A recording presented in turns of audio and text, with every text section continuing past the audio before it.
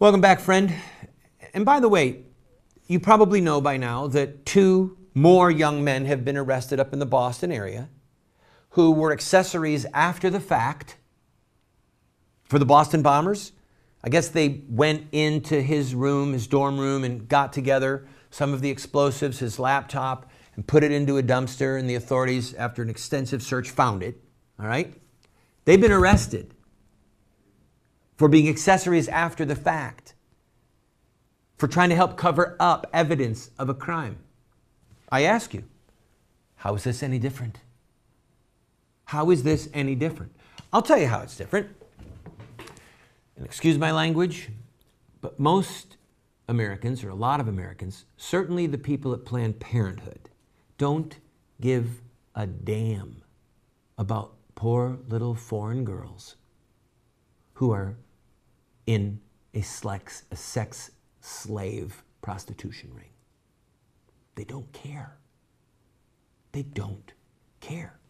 Now listen to this. Play the next tape, Lane. What if they don't? What if they're not a resident? Yeah.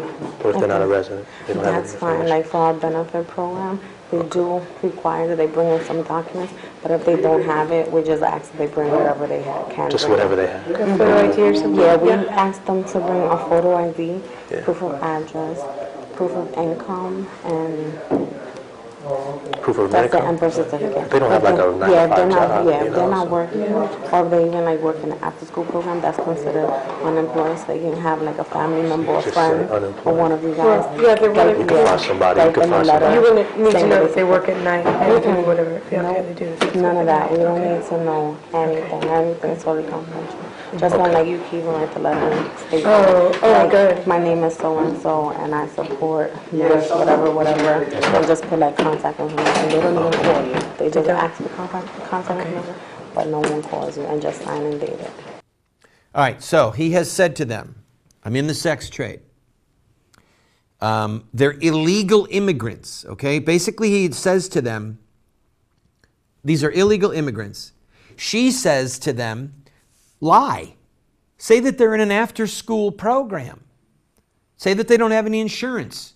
And as you'll see later on in another clip, and actually I'll play it in this segment, another employee at the same Planned Parenthood abortion mill says that it doesn't matter that they're illegals, we'll fill out some paperwork and we'll have the taxpayers pay for their dead baby. Lane, play the clip. Here's what happened. They got all this information. They were told to lie by the first heavy-set woman. All right, just lie, fill out the paperwork. Heaven help us. Sign as a guardian. And then they meet. On the way out, they meet probably a nurse practitioner. Here's the conversation. Can we even sign off as a guardian? Is that possible? If you were writing their support letter, yeah, you could say that you take care of them, you support them. But nothing here, like they're not our patients. We don't ask for a guardian signature. Everything is the patient. Like a 13-year-old could come in and get the services she needed by herself. All right. We'll get insurance. We'll pay for the baby to be murdered.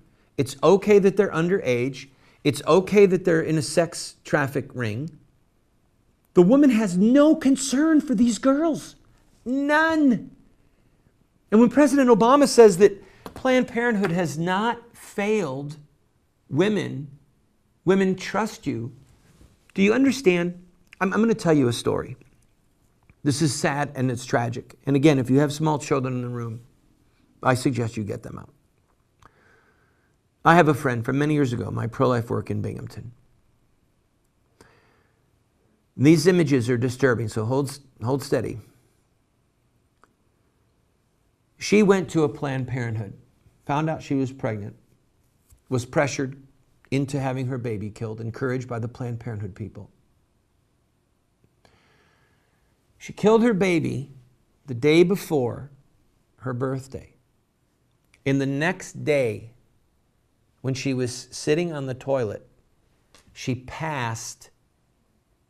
was going urine, and her baby's arm fell out into the toilet.